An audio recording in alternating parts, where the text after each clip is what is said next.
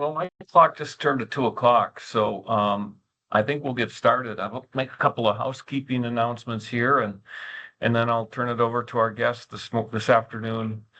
First of all, welcome to everyone. It looks like we have more than 60 people on board here this afternoon. That's great. The number may climb as stragglers get into the call, so appreciate you taking your time. I think it's going to be well worth the next 90 minutes. If you're on the call, if you would mind, please mute your microphone with all the people on. We try and avoid feedback with audio. We are recording this session. It'll be available to review later. If you miss it or if you have to drop off, we will be recording it. After today's title of AI Literacy Tools and Techniques, we'll be back again next month on Wednesday, March 12th. 2 to 3:30 again will be the topic will be AI cheating, detection, policies, and writing. And then the third and final of the series of webinars will be on Monday, April 7th, and the title will be AI Assignments and Assessments. With that, I'd like to introduce our presenter, web facilitator, Jose Antonio Bowen.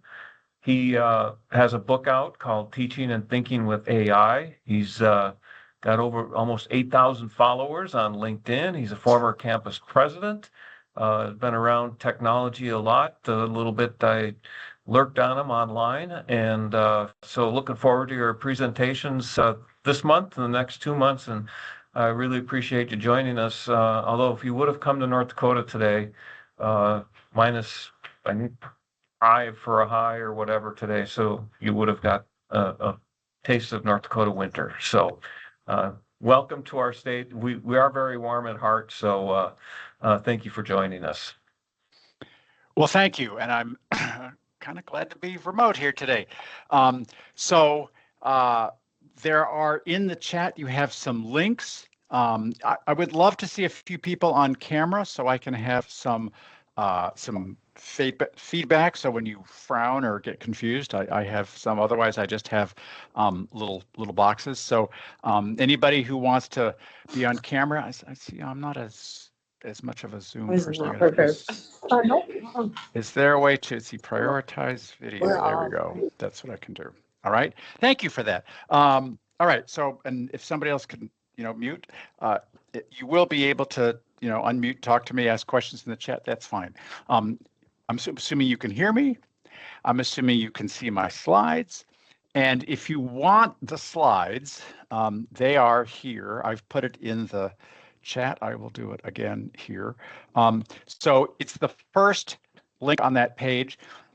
That is all 61 pages. So that's all 3 of the webinars we're going to do. It's also all of the citations. So I won't put citations on the slides, obvious reasons. You want the links anyway, but there are the slides. As we said, we're going to start with a kind of level setting. There'll be some ideas and some tools, but a sense of what the universe is. And if you played with AI a lot before the holidays, and then you thought, how much could happen over Christmas? Ooh, it was the wrong 2 weeks to take off. A lot happened. The world exploded. $1 billion was taken off the stock market when DeepSeek came from China. We have reasoning models now. We have a very different picture than we had in December, and I'll try to introduce you to a little bit of that. Okay, so I won't do all of this today, but I'm going to start by introducing you to the idea that AI is changing work and thinking.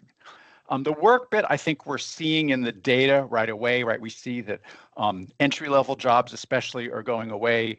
Companies are looking for efficiencies. They want people who are experts who can use AI to write better code, to do better press releases, et cetera. But the bit that should concern us as academics is that AI is also changing human thinking, and that just because you can use something doesn't always make it better. So for example, a spell checker makes my spelling better. It doesn't make me a better speller. So I have lost some of the ability to spell. I've also lost the ability to remember phone numbers because my phone does it.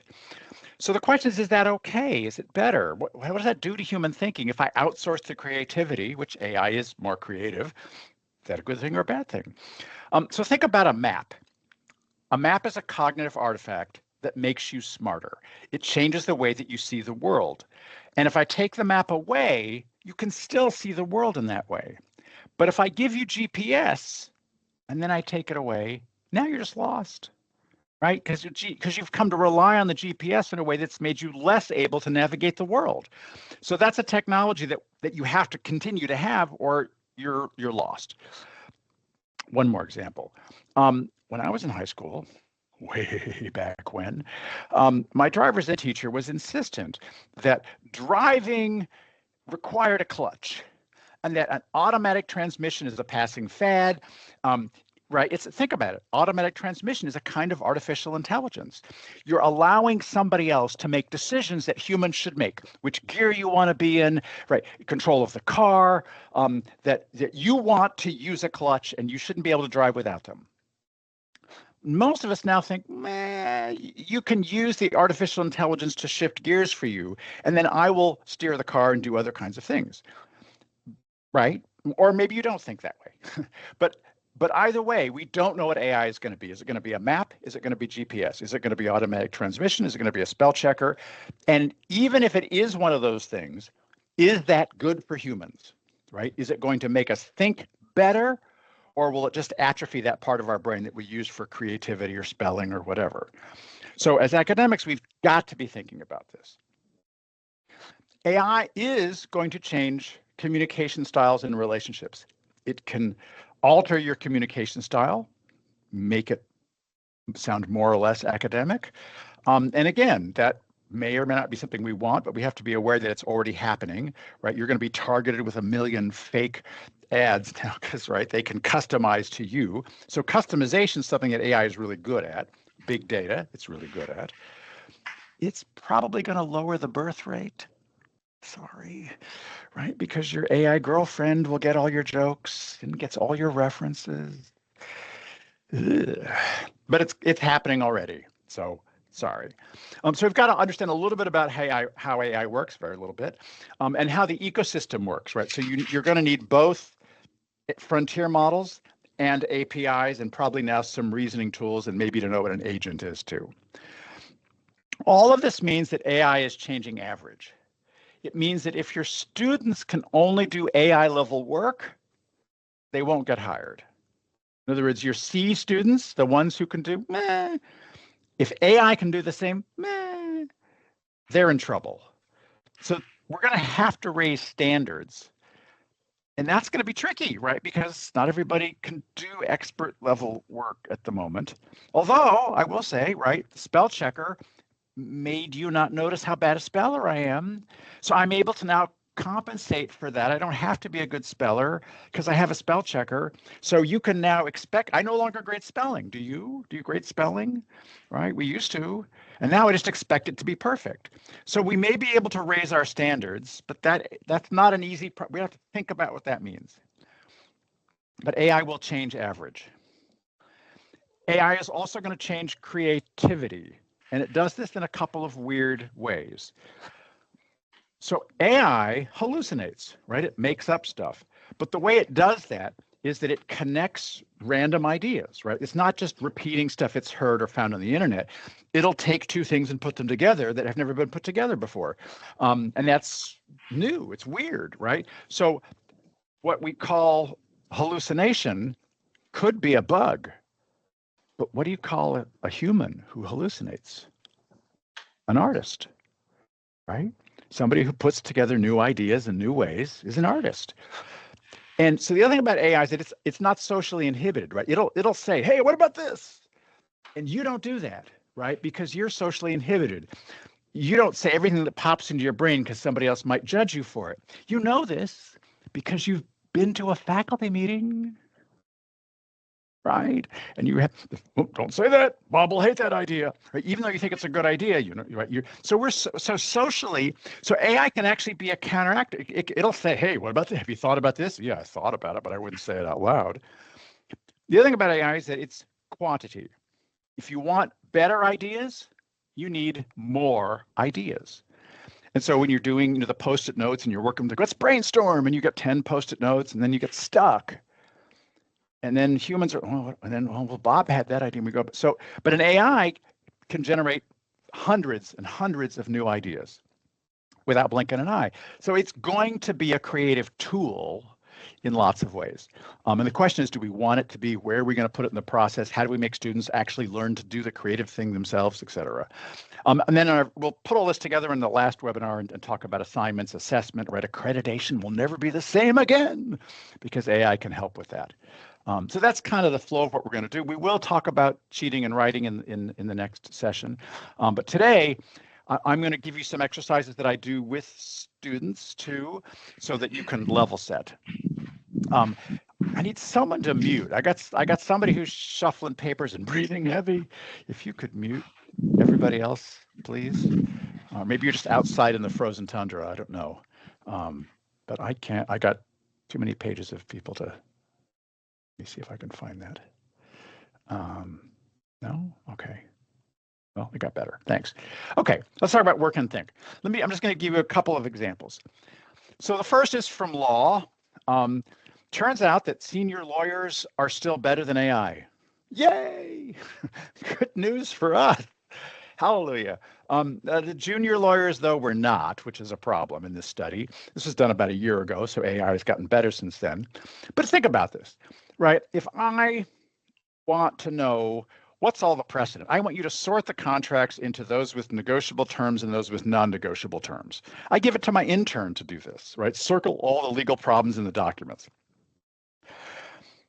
So if I'm going to go see Judge Judy on Tuesday, I say, so go look up precedent, look up some of her favorite cases, et cetera. Give me a report. But with AI, I can go way deeper. I can say, I want you to look at every single case that has ever come in front of Judge Judy. Did she like men better than women? What about the defendants, right? Under these kinds of cases, how about in the winter? Was she worse on a Tuesday? What's her favorite sports team? Does she give harsher sentences when her sports team loses? The answer is yes, because that's generally what humans do, or what federal judges do in a study, right? What are, should I go see her in the summer, in the winter? Right? I could add a million variables that my interns can't do if I had 1,000 of them. So it makes sense for me, this product, CoCounsel, $400 a month. So you can do more of what AI can't. I'm a senior lawyer. I am going to let it write drafts. I'm going to do that. But I'm going to use my expertise to make sure they're good. That lawyer that got into trouble, it wasn't that he used AI that was the problem. The problem was he didn't check his work, right? You're responsible. You got to check your work. But the other problem that we recognize as academics is that, well, okay, that makes sense for a senior lawyer, but how does a junior lawyer become a senior lawyer if you can't practice, right? You can't make mistakes and get corrected. If I outsource all of those jobs, what's going to happen? So the first thing I want us to be aware of is that businesses are already saying this, and they are going to come to you and say, so look, those seniors that you just sent me with the internships, I can't use them. Send me some experts. Send me some more senior people. I'm like, well, but so you give them the internship, you give them the simulation to teach, right? I think that's what's already happening. And so that's a very tricky proposition for us. I'm not sure we're going to want that, but I think it's probably headed toward us. Here's another example. In financial analysis, we have like records. And so we have what the best human analysts have done.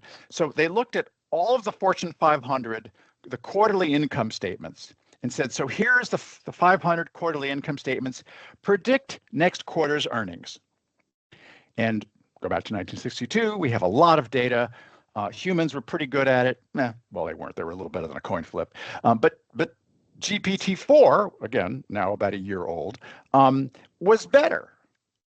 Well, maybe it's cheating. Maybe it's like looking it up, which is not how AIs work, which is part of the point. So let's try next quarter. So here are the financial quarterly statements. Predict what all the companies will do next quarter, and it got the same results. AI was still better. The question is, why? Well, the problem is that when I say to you, how do you think Tesla will do next quarter? Who do you think of? You think of Elon Musk. And now immediately the numbers mean something more than the numbers, right? You're not just looking at numbers, you're looking at the numbers and thinking Elon Musk, right? So that colors, that's a bias. So AI has inherited human bias. It's true. If you ask an AI for an answer, it's learned from the internet. It's learned all of our human biases. But an AI bias turns out to be easier to fix. If I tell it to ignore something or not to do this and to do something, it has no problem. So for example, I want you to rank the candidates for the new history position just by looking at their teaching and their research. Ignore the prestige of where they went to college. Can you do that? I mean, you can try, but you see that little Harvard and you go, or my alma mater, Michigan, big go blue, right? And your brain, even subconsciously, is going, ooh, right? You notice things. And so human bias is hard to fix. It takes a lot of effort. I want to grade all of these papers evenly. The students who hate me should get grades based upon their papers, and I shouldn't grade them lower just because they hate me. And they said everything I said was BS in class, right? That's hard. It's possible, but it's hard. But an AI can do it by just saying, rank the candidates based upon their teaching. So AI bias is easier to fix, and it looks at little. So that's an interesting way that AI is better. And so it's not a surprise that AI is being used in HR to do precisely that, as a check on human bias. Who knew, right? But of course, it also does weird things like chicken deboning. Who knew, right? One of the worst jobs a human can have, but every chicken is different. So you got to have people doing this. And the midnight shift chicken deboning is really a terrible job, I can tell you. So the good news is humans won't have to do this anymore. So we're seeing AI in a variety of ways do a variety of things, some of them good, some of them bad, but we got to pay attention.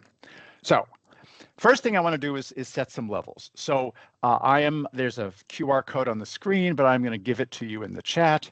And so this is the website that I use with students. And I'm going to suggest that you click on that link. And you go to this website, and I'm going to stop sharing and I'm going to reshare. There it is. That should work. Okay, so hopefully you can now see my browser. So this is the site, Literacy and Prompting. And so you can do something like this, but what I suggest that you do is, so I have put a bunch of, so the top half of this is models, right? Which are the AI? So you've heard of the big three. You've heard of Claude, ChatGPT, and Gemini. Copilot is just a version of ChatGPT that Microsoft is screwing with us. But there are other models. So if you've not used one of these, you can click on it now and it'll open in a new window. And so what I'd like you to do is to pick 2 or 3 models. If you have a paid version that you pay for, click on that, open it, sign in. But then look at a couple of other models that are unfamiliar to you because you want to do some comparisons. So Latimer, for example, is a model that's trained exclusively on Black and brown sources that are verified and licensed. So if you're worried about the ethics and how these were trained and whether, right, you should try Latimer. It also thinks in a different way. If you're a mathematician or a scientist and you want calculations, Wolfram Alpha is that Wolfram Alpha engine inside an AI that does different things. If you've never tried a reasoning model because you don't want to pay OpenAI $200 a month, reasonable, then Sonus is a new family of it's an American startup. I'll get to the Chinese ones in a minute. And because it's new, it's free. At least it was this morning. At some point, they'll put it all behind a paywall. But at the moment, if you go to Sonus, you can then click on Pro, and that will give you a better model than any free model you can get right now. And if you go Pro with reasoning, you can then experience a reasoning model. I'll come back and talk about reasoning. Reasoning does give you some different capabilities. And then there are some others, right? Grok, Elon Musk again. Grok is, if you want to know what students have been saying about you or your campus in the last hour, Grok can do an analysis for you because it's tied into the X link. And then there are open source models, which, if you've been paying attention the last 2 weeks, have changed everything. So there's the DeepSeek from China.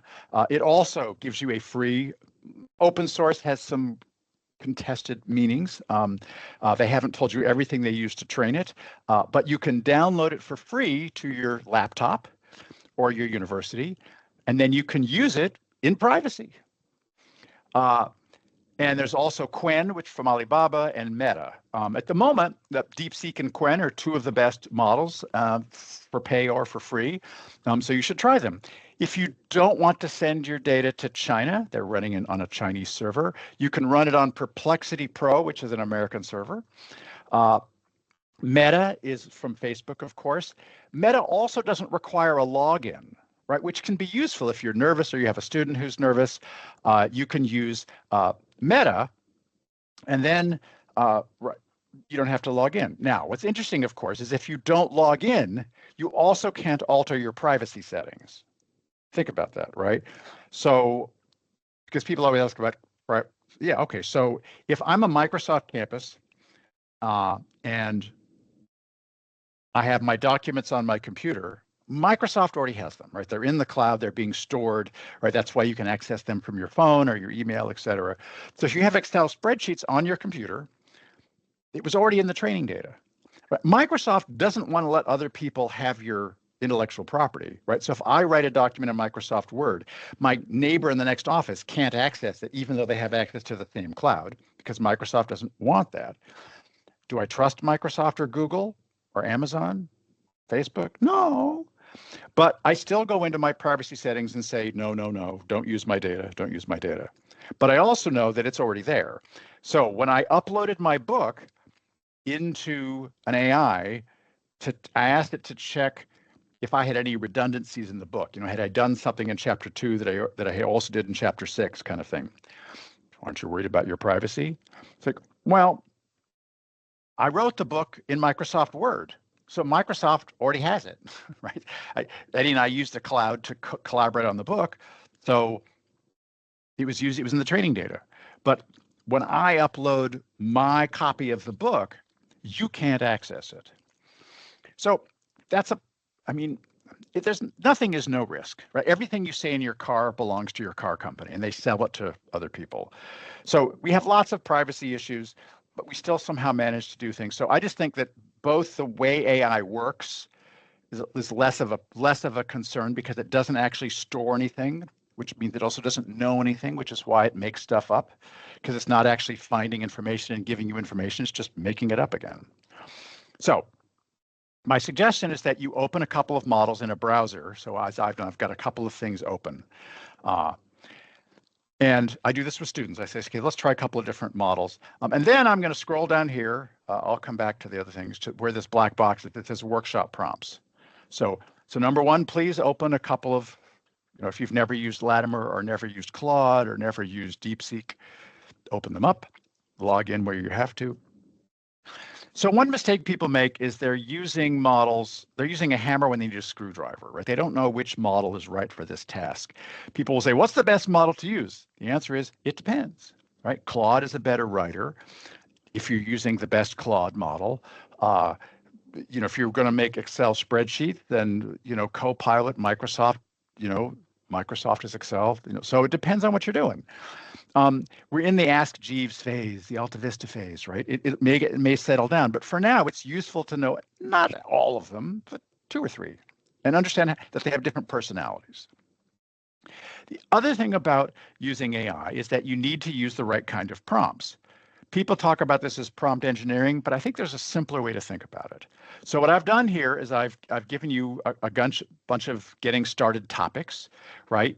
You should try one that you think AI can't do, but I'm going to start with the first one here, right? And so I'm going to copy and paste this into Claude. So I go to Claude, and notice that I'm going to take those X's and Y's and fill it in with my subject, because you want to ask Claude or ChatGPT something that you know the answer to, right?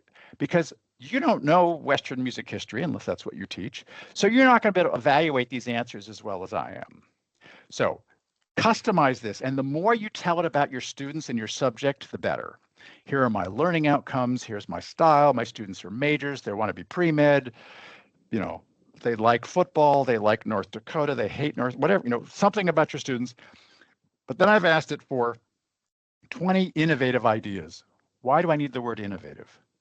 Because if I leave it out, I get boring ideas. So it's a literal language model as well as a large language model. It's really literal. So if you don't ask for innovative, it tries to guess, and it will always guess generic. So I've asked Claude this question. So go ahead and you're logging in,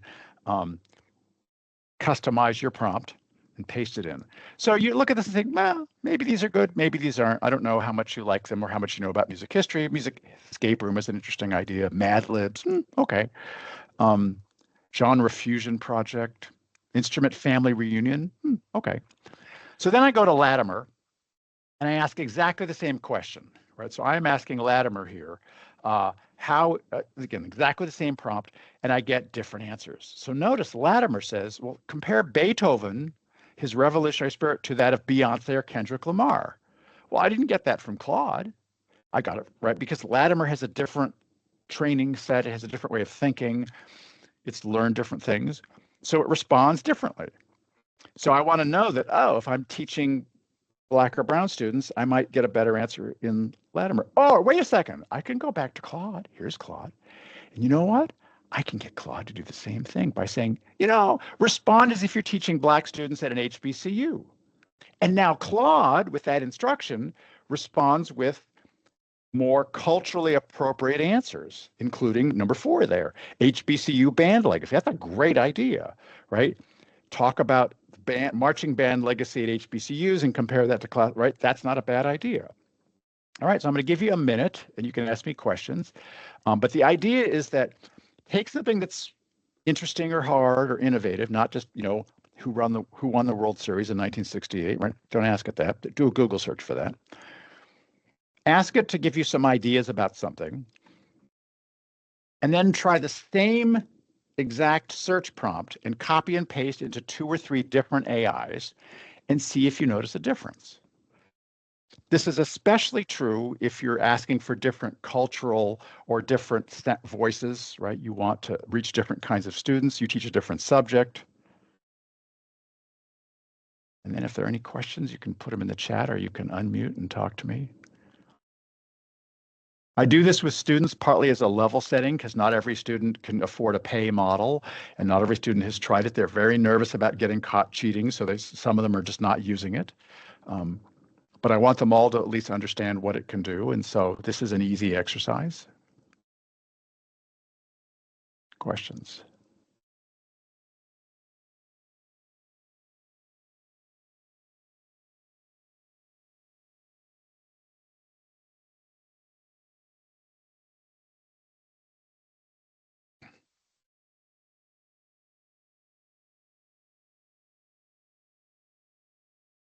One of my classroom tricks is when you ask students a question, you have to walk from one side of the room to the other, because what feels like an eternity to you has only been a second.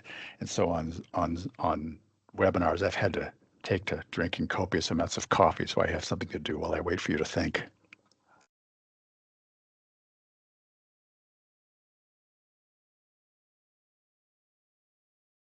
Does this make sense as an exercise, as a way to get started? So better prompts, try the same prompt in different tools. Here's another idea. Graduate student comes to me in tears because her dissertation letters, her 3 readers gave her 3 totally different things to do. And she's like, people, is this normal for you people? Such contradictory advice. Yeah, actually. So she says, what do I do? And I say, okay. So you upload your dissertation, which you wrote in Microsoft anyway, so it's already there. You upload your dissertation and you upload the 3 letters and you say, I want you to make a table. I want you to put all of the things that all the readers want me to fix in order from easiest to fix to hardest to fix, 1 column. And then in column 2, does everybody agree I should fix this? Yes or no? And in column 3, if they disagree about that I should fix it or shouldn't fix it, then I want you to tell me, how do I split the baby? What do I do? Right? How do I make them both a little bit happy? She graduated, right? How can I make my syllabus more inclusive?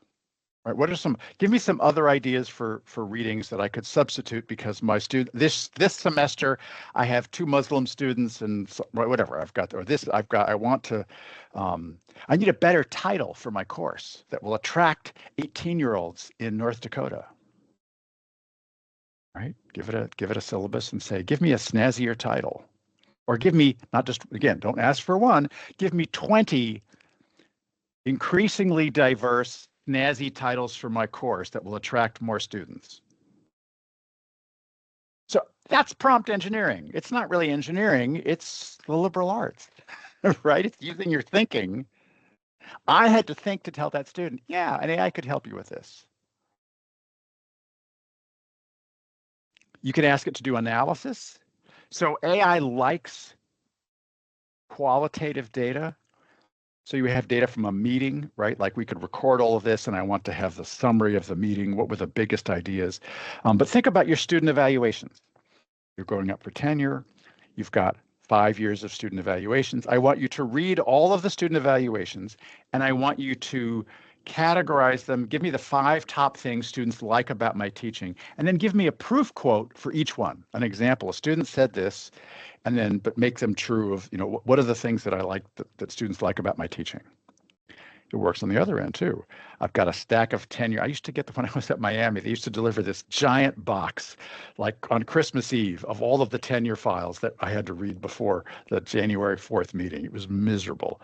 And so there'd be like stacks of student evaluations. It's like, okay, summarize the student.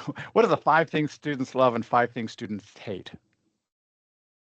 It likes that kind of data, right? So market data, customer data, sentiment analysis. What are people saying about me on LinkedIn? That kind of thing.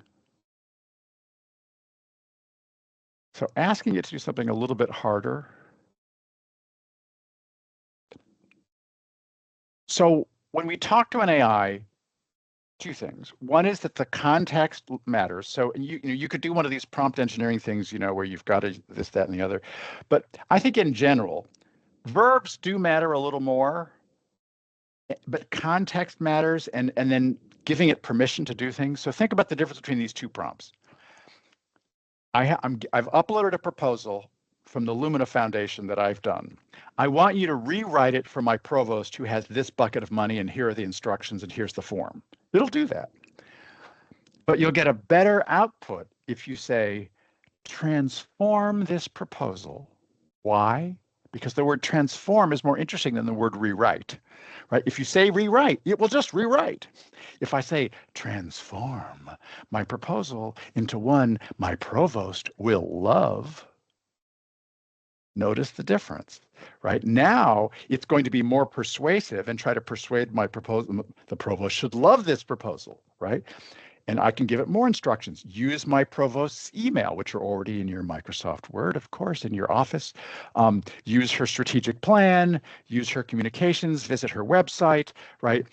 What are the things that she most likes to fund, or that this project, right? Summarize before you transform my proposal. What are the priorities? And then I can check them and say, oh, and that's not quite right. She really likes this. She said this yesterday to me. Make sure you do that. Now make it one that she'll love. So that interaction going back and forth matters. Questions about any of that? It's just kind of prompting 101.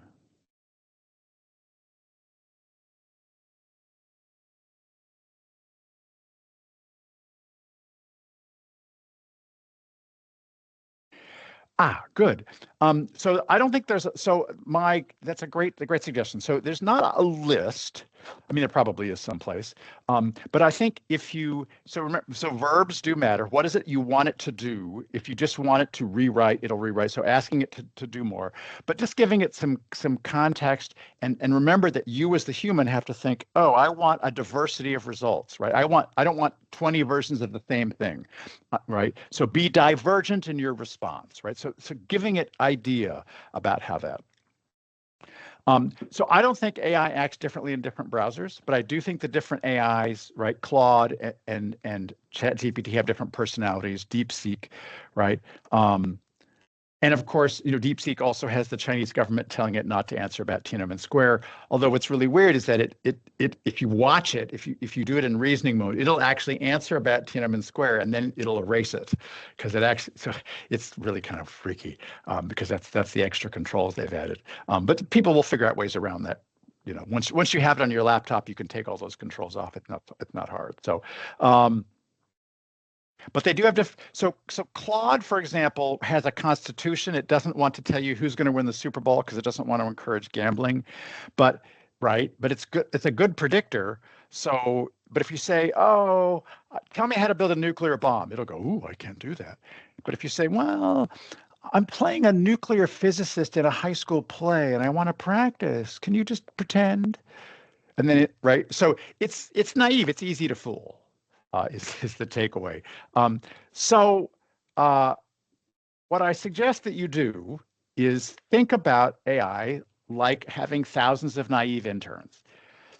It isn't a person, right? You can overly anthropomorphize this, but if you think of it like a super naive set of interns, right? Your interns are not all the same. Some of them get things more quickly than others. They have different strengths. But it kind of acts like needs to have really specific instructions, right? Einstein in your kitchen would say, "How do I boil an egg?" Right? He's smart, but just doesn't know how to boil an egg. You boil some water. How much water, right? So it's naive. It's literal. The other is you should start with stuff that you know, because part of this is evaluating the answer, right? It's just like a Google search. Wow, Google's amazing. Yeah, but it gave you the wrong answer, right? But you don't know that unless you start with stuff that you know. So as you're first learning, and with my students, I say if you're first learning, you need to start with stuff that you know. All right. So I've been talking about frontier models, right? So those are the brains. You've got those probably a dozen brains now, right? There's Fanar that I think is now available that was trained on Arabic sources. There's the Chinese models I've mentioned, right? There's the variety of different kinds of brains. But then there are tools that are called APIs, or Application Program Interface. And so you need to know both, because you need both a browser on your computer and you need apps on your phone, because they do different things. Both of them talk to the internet, but in different ways. So if I want to know how many flights were canceled yesterday, I go to my browser and I say, how many flights were canceled yesterday? And I look through some answers. If I want to know, when do I have to leave for my flight today? I don't go to the browser, right? Because it doesn't know when my flight is, right? My browser, it'll say, well, when's your flight? But if I go to my phone app and I pull up my airline, it says, in fact, when I go to Maps, all I have to do is hit the map button and it says, you're 25 minutes from the airport, leave now. Your flight is late. Your flight is on time, right? It knows some information, but it's using the internet, but it's also giving me less. It's controlling the flow. And so sometimes you want less, right? You want some tools that help guide you along. And so I'm going to introduce you to a couple of those tools now. Some really useful APIs. So I'm going to start with, let's start with, no, let's do consensus. Here we are. All right, so this is consensus. So I've asked the question at the top. You can see, do polls predict elections? You can try that in ChatGPT or Perplexity, which is good at that. Perplexity also searches the internet for answers. So I could ask for some answers and it'll make up something, but it won't give me citations. Google Gemini might give me a few citations, but they're from anywhere. Consensus only gives me citations from the Semantic Scholar database, 250 million academic papers. So I can click on the reference and there it is. It's from Human Nature, right? Nature, Human Behavior. It's an observational study. It's a very rigorous journal. It's highly cited, right? So I get information, but I can get more. There's the citations. I can read the article. It also has these filters, right? So I'm going to reset the filters because I've done this. So now when I reset the filters, it says there are 14 papers. So all I've asked is, do polls predict elections? You should try something that you know about. So you can say, meh. So in this case, it gives me the answer, 57% consensus, yes. That's not terribly high. But again, I can look at the papers. I can look. So it summarizes those 14 papers. It tells me how many there are, and it summarizes them. It's pretty useful, right? But then I said there are filters. So the filters I can use are, well, I want to look at only open access, citations, methods, right? I want certain kinds of studies. I want only animal studies. I don't want animal studies. I want controlled studies. I want human studies. Minimum sample size. Let's do a minimum sample size. Or maybe, anything but Dr. Jones, because he hates me and I hate him and I don't want to see any of his work, right? Or I don't like that theory, right? So I can do a literature search and get information. So consensus, there's also elicit. Notice the way I test this, I asked exactly the same question. So if you want to do this, what I'm doing, you go back to my website. Remember I put this is this literacy site that we've been dealing with, and I showed you the models up at top. So this is the top of my page, right? The other models, the clicks, and then right, we'll come back to reasoning, APIs. So here are APIs for information, literature search, and research. And so there's consensus, there's elicit, right? Perplexity, and so all of the things that I'm doing are right there, right? And there's a little bit of explanation there too. All right. So let me go back to elicit. So elicit has one, it's funny. I think consensus has now borrowed this, but it has one thing that I like in the filters. Publication year, that's useful. Journal quality. You know what? I only want lousy journals. I want to look at the crappy journals. Abstract contains a certain word. And then there's STORM, which I like. STORM is from Stanford, shorts for brainstorm. Again, same question. Do polls predict elections? So this time I get more of a Wikipedia type answer, but I get citations again, which I can click on, and there are the references. So STORM uses a little broader than just Semantic Scholar. It uses academic sources mostly and some others, but it has some other filters to make sure you don't just get garbage. But it has something I really like, which is this. It gives me the choice of which type of thinking, which department I want, which discipline. Do I want it to think like a sociologist, right? It tells me what it will now do. Or I want it to think like a political scientist, right? Or a data analyst, right? And so it has different ways of thinking. So I'm gonna stick with that. Go back, and then it redoes the answer. So that's kind of a cool tool. All right. So this is Notebook LM. So Notebook LM is from Google, so it uses Gemini, but what it does is it allows you to control the sources. So this is now what's called a knowledge base. Lots of tools are now doing this. You can do this. I'll give you a whole bunch of tools in the next couple of ones, because I think for students, right, if I say, I want you to teach my students organic chemistry, or I want you to help them with this problem set, I want it to have the chapter, right? I want it to say, here's what they're doing. Here are my learning objectives. Here is the knowledge. Don't just like use whatever you have in your head, although it does work if it's something easy like linear algebra or organic chemistry. When I say easy, I don't mean an easy subject. I mean something that's readily available that was in the training data. I can just say, so teach me linear algebra, and an AI can do that. But if I want to say, teach me this, and it's specific, I can say, here is the book, here is the chapter, here are the PDFs. So think about that, right? For my TAs, I could say, so here is all of the information for the course. Here's the syllabus, here's the textbook, here's all of my articles. Now, if I'm sleeping at 3 in the morning and a student asks you a question, you can ask the AI, you can get some help, right? It'll help you think about these various things. You're on a committee, right? You're the provost and you've just set this group to redo general education. You can now create a notebook for them. That's why it's called Notebook LM, a notebook that has all of the relevant information. Here's the policy. Here's what you can do. Here's what you can't do. Here's what other campuses have done. Here are some ideas. I can specify. So again, I'm limiting.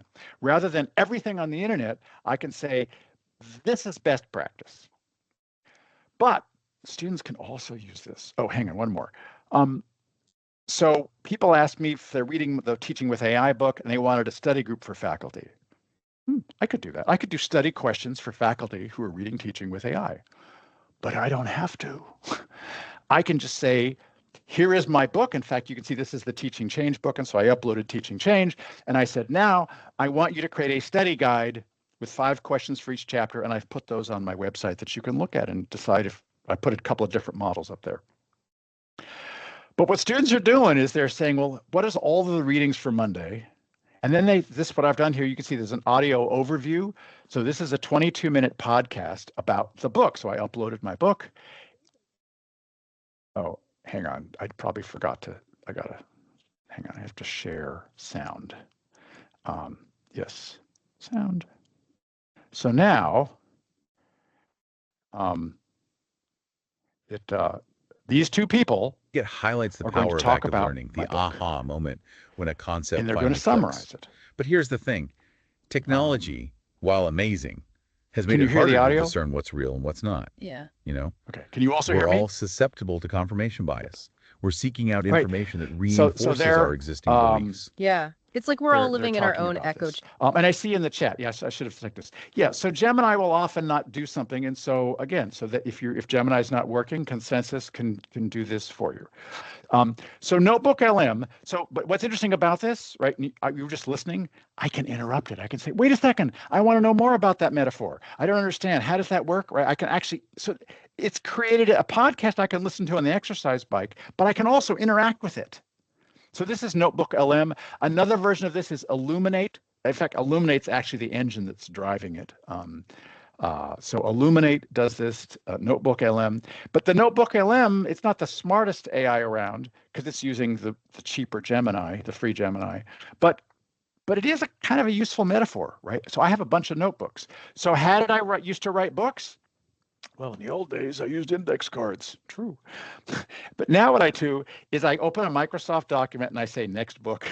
And then when I see an article or a reference, I plop it into a Word document and then I have all of those, right? And then 6 months later, when I start to write the book, I go, where was that chart, the pink chart? And I can't, right? Now I drop all of the things I find for the next book into a notebook. And then I can say, where is the article that has the pink chart? And it can find it. Or I could say, I want you to organize this into a book. I want you to organize these references, think about how they might go into chapters. Now, again, you might say that's doing some intellectual work for me. It is. So when I finally get around to doing a second edition of the book, of the Teaching with AI book, I've shared with you those 61 pages of new stuff that's happened since the book. Most of the slides today. I'm going to upload the book and all of my new slides from my notebook and say, I want you to, because I did this in Microsoft Word, I want you to go to Microsoft Word and I want you to update all of the chapters with track changes on so I can see them using all of the citations that I've collected over the last year. I will still have to go read the book and do it. And by the way, the Copyright Office says I can still, that's okay. The Copyright Office came out 2 weeks ago and said you can copyright work that you did with AI as long as their phrase was weird, some human contribution. It was weird. All right. One more. Let's see. How about Goblin? Did I have that here? No, I've got it. That's over here.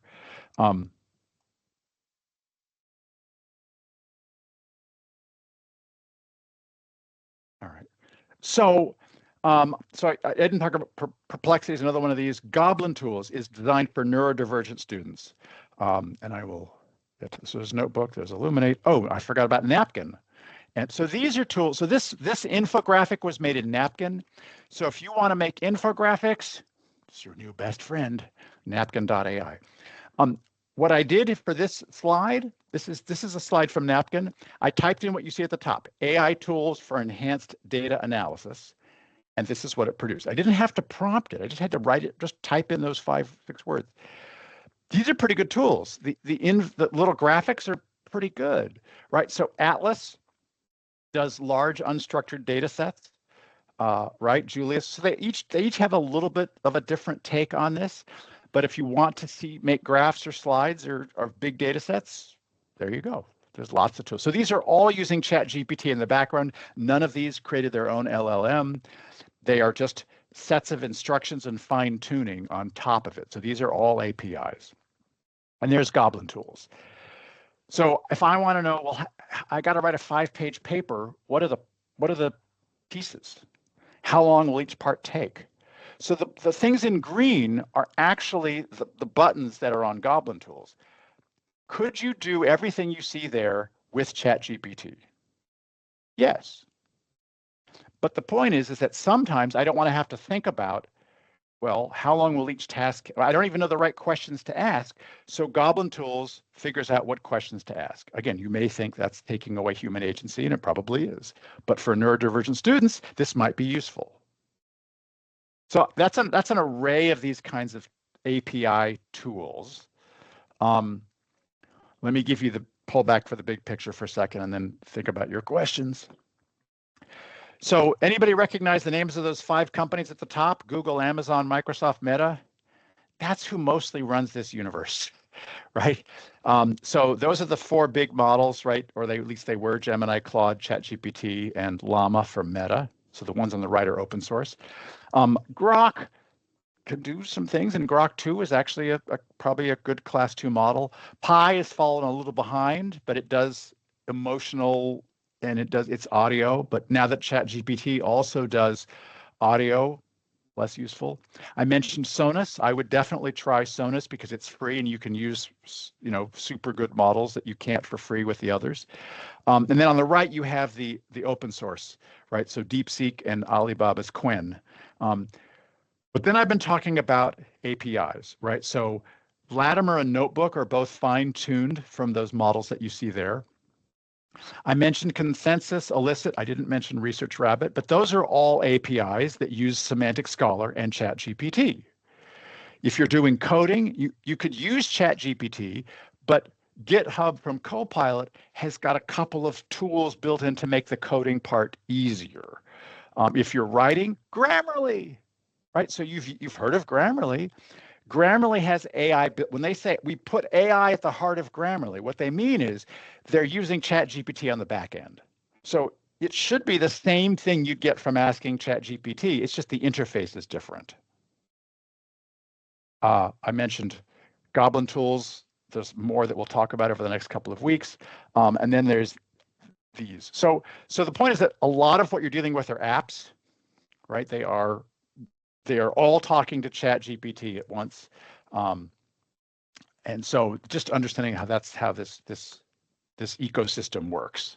And then we got reasoning models in the last 4 weeks, really. I mean, they got really better just before Christmas,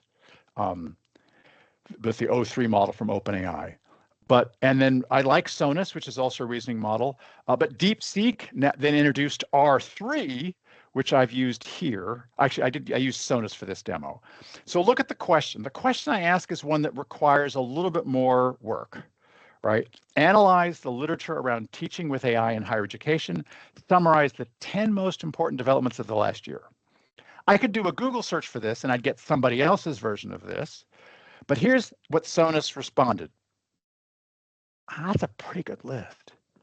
Personalized learning, I'll talk about that. Intelligent tutoring, I will talk about that.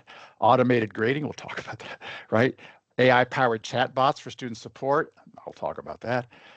Virtual and augmented reality, I won't talk about. Ethical considerations are right. I mean, this is a pretty good list of what happened last year that was important given the literature. And you can even see it cited the literature. But then I asked it, describe your reasoning. And this is the bit that should blow your mind, right? Because this is what I would have said to a graduate student who gave me this, right? What's your reasoning? How did you do it? Well, I thought about the task. I mean, I wish my graduate students were this thoughtful, right? Identify key areas, gather literature, analyze the literature, prioritize, structure, ensure accuracy and credibility, review and refine. So again, they don't think, but you should try this. So there are a couple of ways to try reasoning. One is give it a prompt like this. So ask it, for example, what are the controversies in my field? So give it something that you know really well. I'm an expert in this. What are the major I want you to investigate the major controversies in my field, cite academic literature, and then distill it all into 3 paragraphs for a 20-year-old. Right? That you're going to get a way better answer than you would with just regular ChatGPT. Again, you can use ChatGPT with the reasoning button.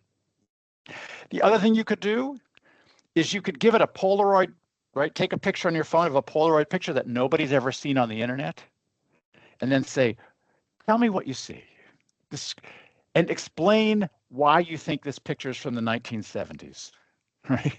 Well, those wide ties for one, right? Whatever, it'll go through, it'll look at the hair, the mullet, my God, right? It'll go through it. And it's kind of crazy to watch it reason. I mean, is it really reasoning? That's the question for the right. But man, it sure looks like it's reasoning. So we are a lot closer to those models that can do this kind of thing than we probably thought we were going to be in December, when people said, oh, it's slowing down. All right, questions. We've talked about frontier models. We've talked about open source. I haven't talked about mini models, but there's like Apple, the ones that run on your phone. There's a whole bunch of these. I just introduced you to reasoning models, which slow down the thinking. And again, the Chinese have figured out how to do this in a much more effective way. Someone published yesterday that they figured out how to make a reasoning model with only 1,000 pieces of synthetic data. It's like, holy cow, right? So all of those environmental concerns, all of that, we're going to need nuclear power plants to stay #1 in AI. And the Chinese kind of went, we don't. We're going to figure out faster, better ways to make AI. So then we talked about APIs, right? So those are additional instructions like consensus. I'm going to talk a lot about customized bots, how you can make bots for individual students or individual assignments. And I'm going to suggest that you put them not into ChatGPT, but into Boodlebox or School AI, where you can control what students can do. But all of these use the things on the left, and then agents we haven't talked about. But agents are things that can, I want you to find all the documents on my computer for my taxes and organize them into folders so the receipts are here, or whatever. Or I want you to put something in the grade book, and so we will talk a little bit about agents. And then I haven't talked about the newest thing, which is deep research in the last 2 weeks. There are now 3 products, one from Google, one from OpenAI, and a third one called Deep Research, that combine reasoning and agents. So they will go search the web, and they will go and think about what they find, and then go back and do other things. Questions about this universe? Anything that I didn't explain? But this is the summary I can do here. Any questions about what the AI world is currently looking like?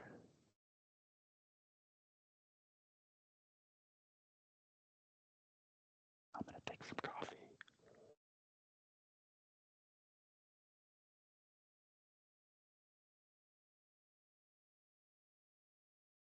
Okay.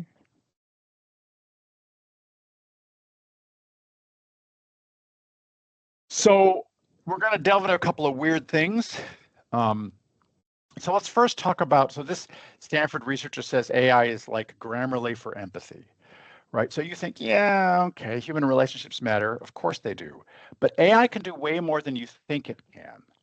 So in these early studies of call centers, one of my clients is AT&T, which run a lot of call centers. That guy who says his name is Steve in Pakistan. It's like, where are you? I'm in Bangladesh. What's your name? Tom. It's like, tell me your real name, and they won't. So, but if Steve or Tom has an AI listen to the conversation, he can then, it'll say, oh, no, this is how to solve that problem. This is not how to solve that problem. Call a manager, or shut up. The customer's in distress. Stop talking. You're making it worse. When the AI does that, I'm happier, Steve is happier, and more problems get solved. So AI is actually a better listener. It's more persuasive. I don't like this data, but I have to show it to you, right? Because when I talk to my father about climate change at Thanksgiving, I get emotional, and then I get less persuasive, right? I get less effective. So an AI is a better listener. It's like, oh, so tell me more about that. So you believe this, and tell me about how you think about, how did you come to that view, right? It listens, and then it figures out what your underlying values are. Well, I can really understand why that's important to you, right? All the things that I've been taught to do that I forget to do when I get emotional, right? So it turns out AI is a better listener, which I don't like, but it is also able to do things now with emotional intelligence that I really don't like at all. So this is all the way back in May, OpenAI introduced. So if you have a phone, and the question of where do you start, I'm hoping that the website I've given you is a place to start. But you should put ChatGPT on your phone, because the app is cool. You can do this on the website. But you go to the microphone and you turn the microphone on, and you can do this. I just need to know, do I look presentable, You professional? can hear, yes? Well, Rocky, You definitely have the "I've been coding all night" look down, which could actually work in your favor. Maybe just run a hand through your hair or lean into the mad genius vibe. Your Well- enthusiasm is what's really going to shine through. I don't have a lot of time, so I'm just gonna throw this on. What do you think? Oh, Rocky, that's quite a statement piece. I mean, you'll definitely stand out, though maybe not in So the the way you're hoping for. Question here Okay, is, I got it. I got I it. mean, not that this, I mean, yeah, this is going to lower the birth rate. Some people are going to like this. You probably don't. The question is, does ChatGPT have more emotional intelligence than some faculty that you know? Right? Has it changed average? Right? So it may not be great, but it tells us that there's already a sense that it can read the room. It can do certain kinds of things. So AI can help expand your perspective, right? It can anticipate what other people are going to say. It's good at, well, what might a 18-year-old student think about my syllabus? You don't know. You're not 18. So you could either give it to some students and do a focus group, or you could ask an AI, here's my syllabus. What might a Gen Z 18-year-old in North Dakota find insensitive about my syllabus? Can you make this response more kind? So my daughter, who works in a company, got this feedback on her 360 that her feedback's a little harsh. And that, one of your Gen Z employees said, you criticize her. She said, that's my job. And the boss said, just kind of tone it down. So she said, okay. So she now has, because she, right, Microsoft, so she has a little button that she's written a prompt that says, I'm writing to a super sensitive Gen Z employee who needs lots of compliments and use emojis and make sure I praise her a lot. Problem solved. Every email, she runs it through that filter. And then she has another one that she says she uses every single day. I'm writing to my boomer boss, shorten the email into bullet points, right? Get rid of all the fluff, shortest email possible, right? Different audiences. I had a friend who was going to interview for a dean's position. And he said, I need to practice. What is it like? I've never interviewed for a dean. And I said, so you go to the AI, you put in the names of the search committee, you put in the job description and your resume, and you say, I'd like a 90-minute dean's interview at the University of X. And then I'd like you to critique my answers and make them better after I'm done. So he does this. And then he says, how did it know? I said, what do you mean? So when I went to the actual interview, it predicted who would ask which question. It actually figured out who was going to ask me the leadership question and who was going to, it's like, yeah, because the person was president of the faculty senate, I would have made those same guesses. But, right, so for students who want to practice for an interview, don't send them to Microsoft for an interview until they've practiced, right? I have a student I'm helping who had an interview. And he says, so I need to learn about this STAR format in financial analysis, and I don't know what that is. Can you give me a website or a resource? I said, I never heard of it. I said, so tell your AI, I have an interview with company X. Here's the job description. They're going to ask me questions in the STAR format. Give me a 30-minute interview in the format that they will do. But I want you to critique my answers so that they can get better. I didn't tell him he was creating a tutor, but 5 days later, he got the job. Right? Because he now practiced with a tutor. So telling it who you want it to be turns out to be effective. So there are a bunch of products that are being used in career centers or on the interview side, right? Can you read the room, right? Run this meeting for me and tell me when you need to stop or change, tactic or something. So there are a couple of those products. And a group of sociologists have discovered that, in fact, they could replicate about 100 different social science experiments without using 100,000 people that were used in the originals. They just used AI to replicate the studies in a few minutes. So if I say, I need you to respond as a 30-something, whatever, it works pretty well. So my corporate clients are doing this all the time. Oh, I'm gonna raise the prices on cellular usage. How are my Gen Z students who use 4 gigabytes a day going to respond to this new pricing plan? They used to do a focus group. Now they can get immediate feedback about they're going to hate that. You've got to emphasize this and do that, etc. I use this now in class. So I teach a class on social entrepreneurship where I ask students to create a product for an underserved community, but you've got to figure out what they need. So, okay. So it's harder to get a bank loan if you're a Latino entrepreneur. What's the problem? You want Wells Fargo it was Bank of America. Bank of America famously wanted more people to open savings accounts. Well, what's the problem? Well, they don't know about savings. Yes, they do. They don't want the free toaster. What's the real problem? Well, you go do interviews. So look at my prompt, because my prompt, again, all of these are on my website, is an interesting template, right? I'm trying to gain a richer understanding of problem X. You will respond as a trusting and honest potential student, customer, etc. Deepen my knowledge, question my assumptions, tell me stories. Tell me stories to build my empathy. They won't be real stories, but I want you to try this. So in other words, so you can take this prompt, you can paraphrase it, you can just go to my website, go down to role playing and empathy interviews, and you can just copy it. But I'm going to go into an AI and show you a couple things. So I'm going to do it with something that I know about, but I'm going to suggest that you do it with something that you know about, right? So have it, interview your family, people who have your particular, challenge of whatever. So let's see, we have, I need all of them. Come on. There it is.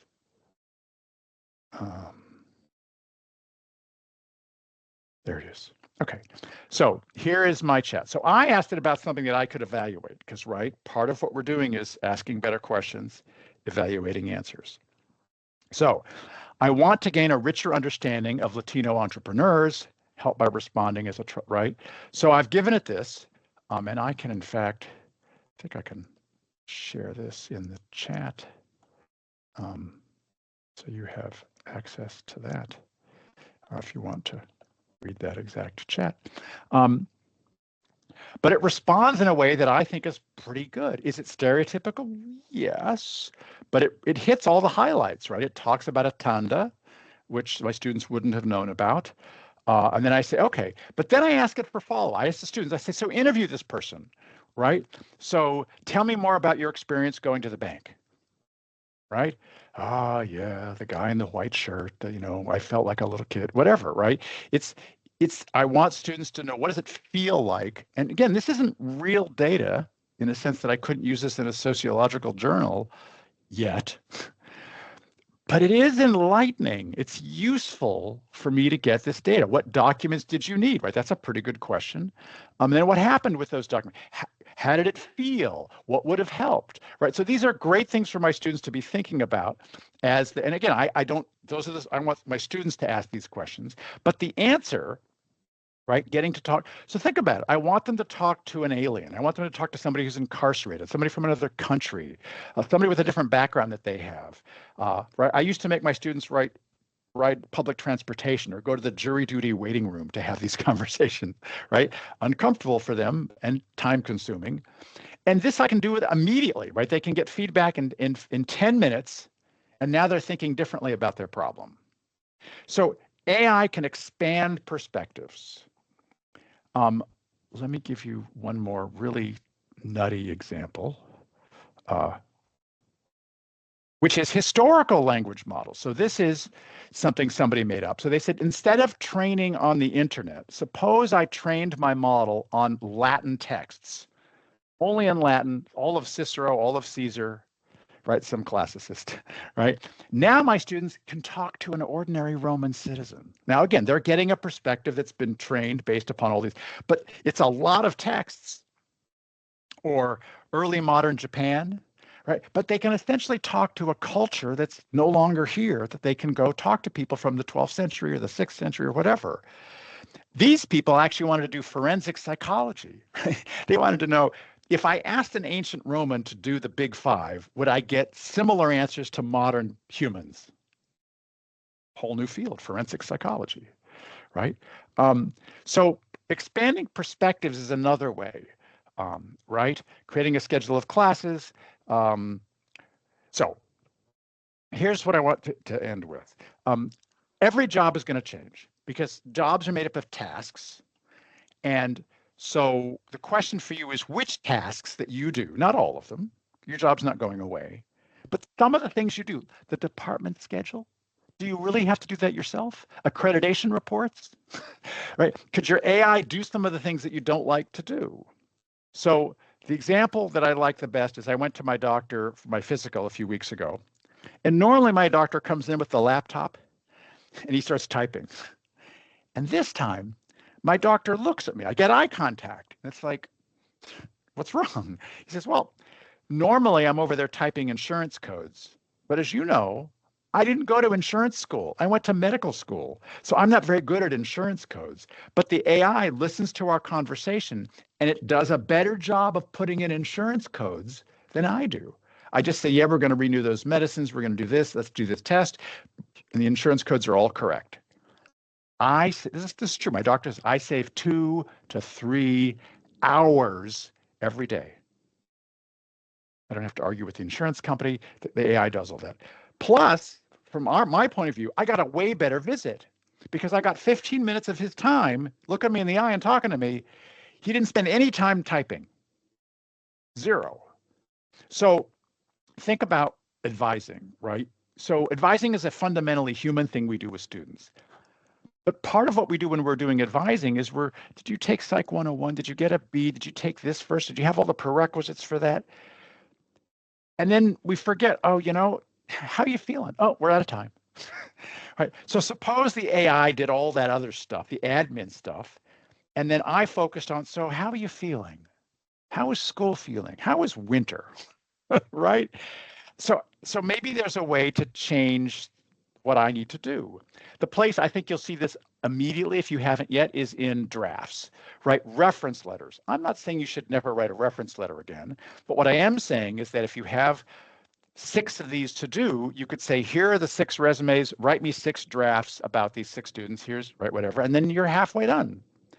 Rubrics, study guides. I already mentioned a study guide I did. Again, accreditation reports. The provost wants a report. Okay, read all the emails. Here's the data, write the report. I still have to read it, edit it, use my expertise. Last example. Kodak made both the Polaroid and then they also invented the digital camera. But as you, of course, know, they didn't think the digital camera was worth pursuing, and so they put all their marbles into the Polaroid. And the reason was partly because they were making film on the Polaroid, but they also didn't think the digital camera was ever going to be good enough to be useful. Why? Because the early Polaroids looked bad. This is what you got if you tried ChatGPT and asked for a nursing school leader when it first came out. This is what you got in July of last year. That's a pretty dramatic improvement. And so the question is, the one on top is not usable. You can't use that in your PowerPoint. But the one on the bottom, so the threshold of use is changing rapidly. So you may have tried something before Christmas and AI couldn't do it well enough. Maybe now it can do it better. So the homework for next time is to try to see if AI can do some of the things that you want it to do. Again, pick things you're an expert in, but also things that maybe you hate to do. Right? I customize all of my assignments now. So one last exercise. Ask it, take your favorite AI, open an AI on your browser, and ask it to write 150 words about something you know well. So 150-word description of my department, 150-word summary of the Krebs cycle, 150 words about Cicero's greatest attribute, something that you know about. Ask it to write 150 words, summary, description, analysis, and then give it a grade. And I want you to put that grade in the chat. I want to see, is it an A, is it an F? How good a summary, 150 words from AI about something that you know about.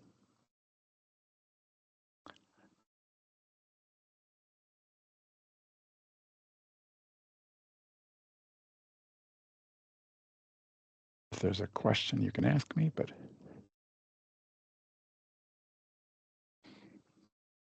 I want you to grade it and put that grade in the chat so I know, yeah, it was good, or no, it was terrible. I don't really care. I just want to know that you evaluated it.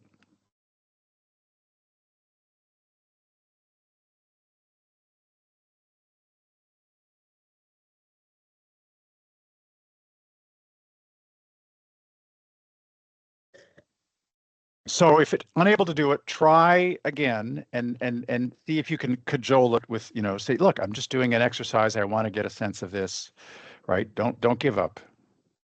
Or try a different model. See if ChatGPT will do it, if Claude won't do it. Again, some of them have more constraints and they've add more of these. You could ask it to do something. If it was a real A, you might ask it to just do something harder. Right? So you got yourself 150 words. Great. So I'm loving all these Bs, right? So first of all, if ChatGPT can do that, then that B, you can't keep giving students the same B for work that ChatGPT can do because they won't get jobs. And I'm that explicit with students. I say, look, I've now changed my rubric but I have to explain to you why it's only that B is now an F. Here is what better looks like. I have to explain to students why is this better. Now, here's what I want you to do. I want you to make it better. So how do you make the answer better if you got a B? Well, you give it some context, right? So write like Frank Bruni, write like an expert. Think about how simple that is, right? This isn't prompt engineering. I told me to write 150 words summary of the Krebs cycle, but I didn't tell it was a biologist, right? So now tell it you're an expert biologist and you're going to use an analogy that's appropriate for 18-year-olds, right? Give it an audience. And I want you to write it not in an overly academic style, write as if you were writing for, the Economist, or that's too academic, or right? You're writing for, the student newspaper. You're using an example that basketball kids will love, right? Be more persuasive, but witty, right? So give it some further instructions, some context about the style, that it's an expert, right? So tell it to not use Reddit. Think about this. Think about it as if you were Einstein, as if you were a professor, a 30-year veteran of teaching at my institution. But there are also some dumb things that work. You could ask it to slow down and think more carefully. Just try that. Slow down and think more carefully and tell me if that improves the answer. Or you could just say, give me a smarter answer. One that really works well is to say, so after you've done all that, okay, so give me a smarter, better answer as if you were an expert in the field writing for, an audience of academics at a national conference. But what did your answer miss? So you're going to do this multiple times. So this is all one conversation, one chat. What else did you miss? Could you add something else to make your answer more sophisticated, more innovative? Yeah, it doesn't have any common sense. So it's not good at things that, again, if it's real thinking you want, common sense, it can often not do that. But the question is, can you make the answer better? And so give me the revised grade. Are you able to, and then try some dumb stuff.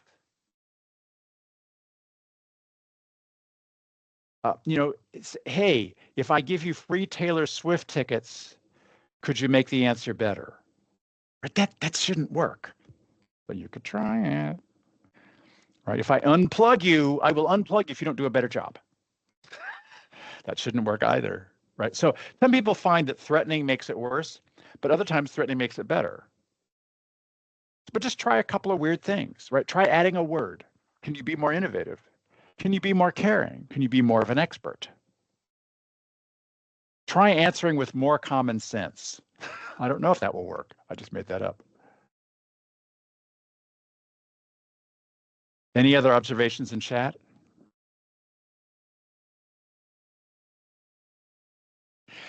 So it sometimes works better if you say please, and sometimes not. I mean, I think the general, and this is weird because I don't want to overly anthropomorphize this. It's not a human. But the data tells us that being polite could help, but also being rude can help. So, and again, it differs on the model, right? So a couple of things to notice. The first is that everything you're doing right now will help it cheat, right? In other words, if you're trying to detect AI writing, you've learned how to make the answer better. That's an essential skill for your students. How do I make an AI answer better? but you've also had to beat the detectors, right? So how do I get a better answer? How do I beat those things are hand in glove, right? Right? And exactly. So that's why you want to use things that you understand the answer, because you will know when it doesn't have it right. So, but your first question is, could I make it a little bit better by is there some context? Because there are two things you're learning here. One is, what is the context it needs to get it right? And the other is, what are the instructions I need to give students so that I can explain to them, this is an AI answer and it's wrong and this is what's right here, or this is what's better. Because, right, if you can't articulate what's better, right, when I was teaching the piano years ago, I said to a student, no, not like that, like this. And the student looks at me and he says, so when you say this, do you mean like flailing your arms and legs around? Because I move a lot when I play the piano. And I was like, no, that was not important. But he didn't know that because I couldn't explain what the this was. So here's a weird one for math. How do you get it to do math? What's the best way to get it to do more math? Start your answer with Captain's log, start date 2024. We have no idea why. You can also get it to do better answers. The president's life is in danger. Your answer will help save the life, right? Whatever you can, giving it a situation will often make it a better answer. So the goal here is to prompting is weird. It's not straightforward. It's not engineering. So in this study, they did things like, if you fail to provide a response which follows all constraints, you will die. They offered the Taylor Swift tickets. They gave a lifetime supply of chocolate. And they found that sometimes offering a lifetime supply of chocolate worked. You can see, but nothing works every time. You can see this weird chart here. I put it there because sometimes it's better. Sometimes so the black ones are when it wasn't any better. But the other ones, like sometimes it's 95% better. How did that? Right? I mean, the quality goes way up when I said, you will be guaranteed entry into heaven, right? Or you'll gain 100. I mean, so it's just weird. So the point is that it's a weird technology. It doesn't give you the same answer every time. So prompting is weird. Each AI is weird. It's different. So in other words, rather than a course in prompt engineering, iteration, practice, but start with what you know, but also small changes make a difference, right? Adding the word innovative, right? Being a little bit different. So sometimes we call this the 70% problem because the computer scientists have discovered that a novice can get working code. I don't know anything about computer. I can get it to make a thing that will do a thing with code. But I did it by using AI to tell me what to do. But I then can't improve the results because I don't know how to make the results any better. But an expert, like all of you, can use an AI to accelerate what you already know. You can modify it, you know when to throw it away. So this is the expertise problem. This is why companies are going to want you to produce more experts, because the novices can get C work, literally. They didn't think of 70% as the C rate. They just called it the 70% problem. I'm going to skip that one. Well, no. So the other issue about this is that, so if I let an AI help you make investment decisions, you make better decisions. And in this case, the AI customizes decisions to your level of knowledge. So if you were a sophisticated investor, you got more sophisticated information. The good news is that for the novice, they got information they could understand, but they didn't get as much. So AI is a good tutor, but AI increased the disparities. In other words, sophisticated investors do better than novice investors when they're investing in general, but not by much. But if you add AI, you increase the disparities. So there's a huge equity issue here, right? If you use AI well, you have an advantage. If you're already an expert, you have a huge advantage in using AI, which is why we're going to have to figure out weird new ways to teach our students how to become experts. But notice what we've done today. Ask better questions, evaluate answers. Sound familiar? It's what we already do, right? So in other words, everything you're currently doing is already part of AI literacy, because it's not about prompt engineering. It's about asking better questions, evaluating answers. So I don't mean to say that all of you should be teaching AI literacy every day. What I mean to say is that in the same way that we all teach critical thinking, we all teach writing, and we all teach argumentation in different ways because of our disciplines, we are already teaching AI literacy. It turns out, though, that if you say, I teach critical thinking to students, and the thing we just did was critical thinking. I was part of a big study 40 years ago that discovered that just those words, by the way, what we just did, that's critical thinking, has a massive effect on students because they can then connect the dots, right? You know that both philosophers and physicists do critical thinking. Students don't. And you recognize, aha, that person just did critical thinking. And I can transfer that. Students don't. So it turns out that when you say to them, this is critical thinking, they learn more. Oh, they connect the dots. The same is going to be true of AI. I don't have any study yet, but if you say this is AI literacy, right? Thinking about how you phrase this, thinking about your style, iterating, evaluating answers. What we did today in philosophy class, what we did today in our lab report, that's also going to be useful for AI literacy, right? That it's happening everywhere, and we just have to kind of connect the dots. But it is, in fact, what we think of as a liberal arts education, right? I don't think you need any specialized list of verbs, although there probably is one, and it's probably useful. But what you really need is the ability to ask better questions and to think about this. I think, did I mention AI searching, right? If you go to ChatGPT, there's now a button that says search. There's also a button that says reasoning. And it used to be just Perplexity would do this, but they now mostly do this. Claude does not yet. But an AI search is interesting because it's different than a regular search, right? Google wants to send you somewhere else. AI wants to go do the searching for you and then give you the content, right? So if you search on Google, you're searching for words. If you search in AI, you can search for concepts, right? I want to know, is this concept being used in this field? And it can search for the idea, even if the words are not the same. That's interesting, right? So you can do different kinds of things. You can also have it look for, I want you to pretend you're an 18-year-old coming to my campus website, and how long does it take you to figure out what anthropology is, right? And whether you want to major in it. So how many clicks does it take you to get to the anthropology website? And then once you get there, how long does it take you to figure out what anthropology actually is, and if you want to do it? Then I want you to go to my competitors' websites and do the same exercise, and then write a report that tells me which website was best, so I can go look for myself, and how can I make my website more accessible to 18-year-olds who want to do anthropology, for example. So the search capabilities allow you to do things that you can't do in Google. So homework, try doing an AI search for something that you can't do in Google, right? Have it try something. And again, I'm having it do, I don't give Google a personality. I don't say to Google, I want you to search for who won the World Series, but I want you to search like you're a professional sports journalist, right? But for AI, I want you to think like a sports journalist, and I want you to evaluate the quality of statistics in the Wall Street Journal versus the New York Times versus the Washington Post, and tell me which set of statistics is most useful for someone who loves baseball but was born in 1940. Right? I can't do that in Google. So try doing some things with an AI that you can't do in a Google search, and try having it produce some documents that you hate to produce that you could do.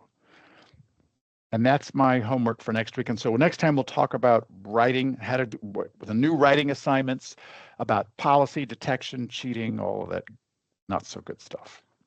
We have a couple of minutes for questions. Oh, this was overwhelming. Very, very good stuff. Very, very good stuff. Anybody have any questions? And for those of you who missed it at the beginning, again, the links I would start here. I would start with that link. It has, the top half has the different models. And again, you don't have to know all the models. If you're new to this, try the big three. And then try a couple of free ones for the reasons that I explained, that, right, you want to use a really good model, and Sonus and DeepSeek are new, so their better models are free. And then just try having it do some stuff, upload a syllabus and say, how could I make this more inclusive? How could I make this assignment more motivating? How could I decrease cheating by making this assignment more relevant to students who are 18 during basketball season in North, right? The more context, the better. But think about how human, what I just did, right? I had to realize, North Dakota, basketball season, right? All of that sort of stuff makes the answer better. Questions?